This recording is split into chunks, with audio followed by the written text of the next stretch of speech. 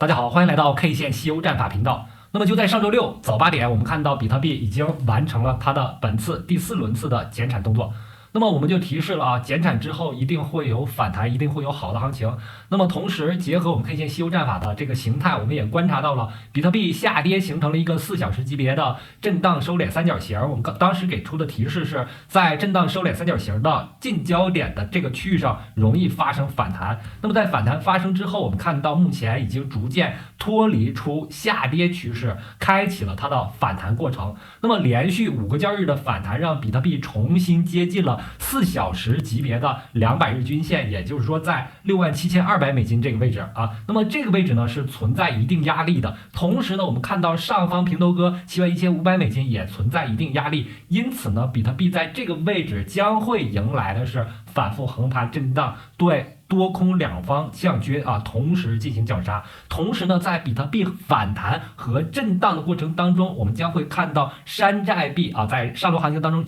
山寨币有很多跌幅超过50%，甚至达到70%啊，从最高点到最低点啊，这些山寨币呢将迎来大幅度的反弹。同时呢，上周行情分析当中我们也给出了啊，像 BOME 啊，这个 BOME 呢是某某板块上线3天之后就来到了币安，然后一路横盘震荡，最终呢在接近近焦点的这个区域上发动跌破。跌破之后呢，我们看到底部形成一个收敛三角形，我们当时就判断啊，这个收敛三角形的近焦点的这个区域啊，我上周就画了出来。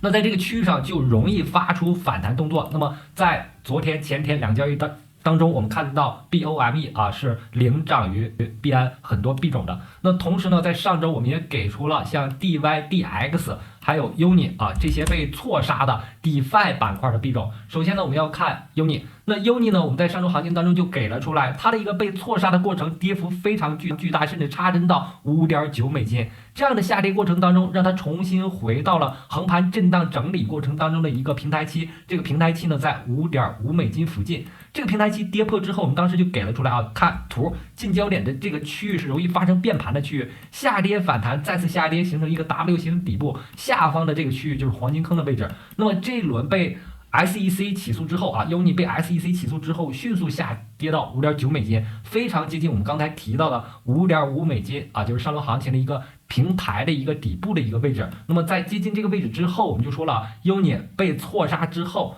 结合它的基本面啊，我们认为它出现了一个超跌。那么随着反弹的进行，我们看到在日线级别上，UNI 已经出现了日线级别的悟空阳线、八戒阳线组合、沙僧阳线，目前处在筹码密集区。这个筹码密集区呢是日线级别绿色线169均线所在的位置。那么这样低的价格在一轮牛市当中是非常难拿到的，所以呢，牛市当中的回调给我们多头带来了补仓的机会。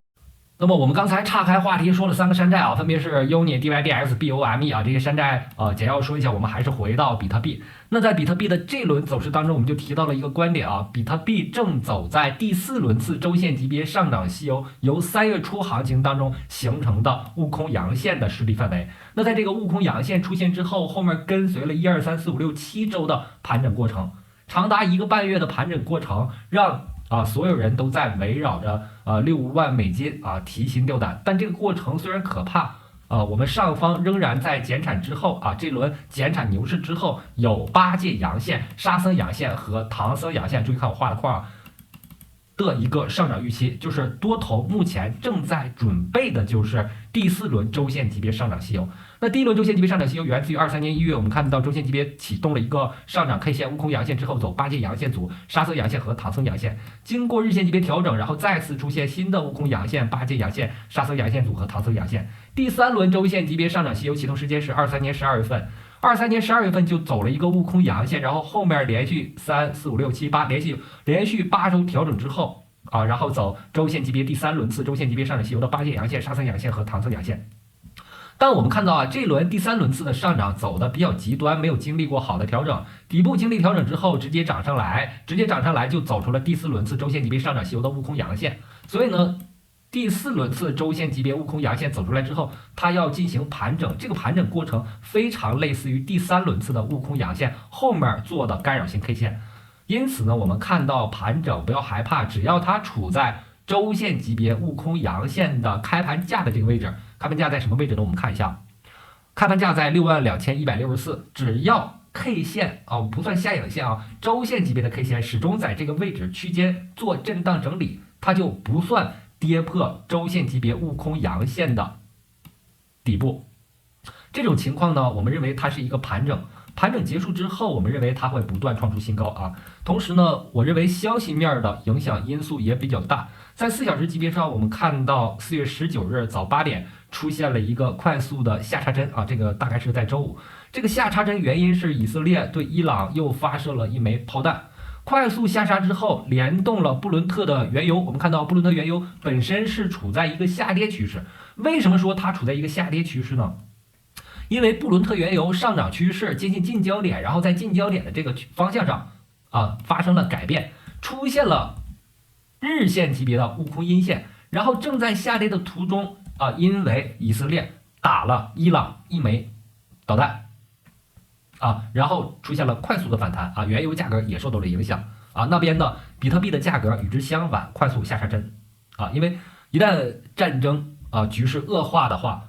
首先上涨的是黄金其次是原油，下跌的可能就是很多山寨币然后比特币在短期内也会受到影响。但是呢，局部战争大概率改变不了行情大的趋势，因此呢，在消息面影响因素结束之后，我们看到比特币继续它的反弹过程，原油呢继续它的下跌过程。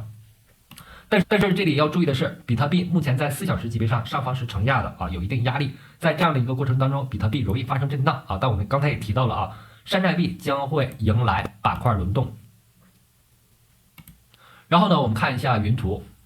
那么我们来到云图AI 库的云图，今天我们看到几乎所有的币种都在上涨，小部分币种出现回调和下跌，但是回调下跌的币种非常少，而且跌幅都不是很大。那么主要的上涨板块呢是 Solana 板块、DeFi 板块、币安投资、DWF、Web 3.0、公链和元宇宙。那在这样的一个密集的上涨过程当中，我认为 DeFi 板块是应该首先考虑到的。我们可以看到目前领涨的币种是 OIN 那这个币种呢，我们看一下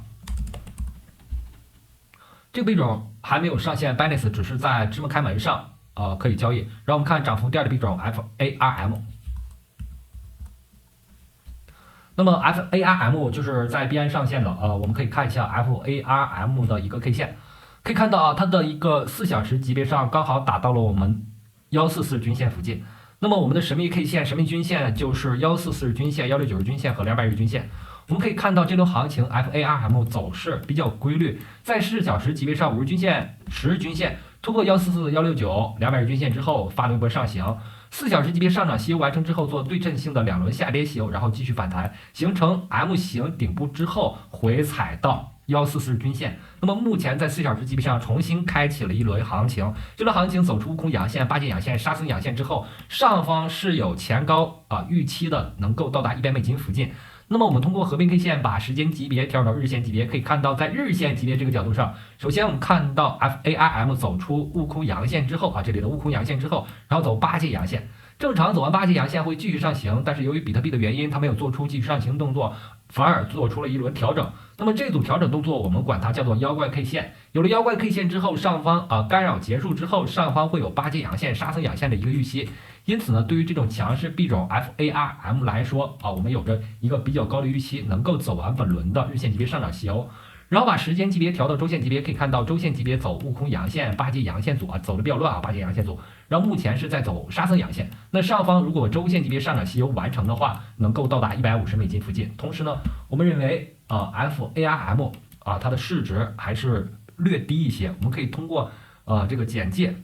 来看到这个市值流通量是68.12万枚供应量也是68.12万枚，流通市值仅有6257万这个市值不过亿的币种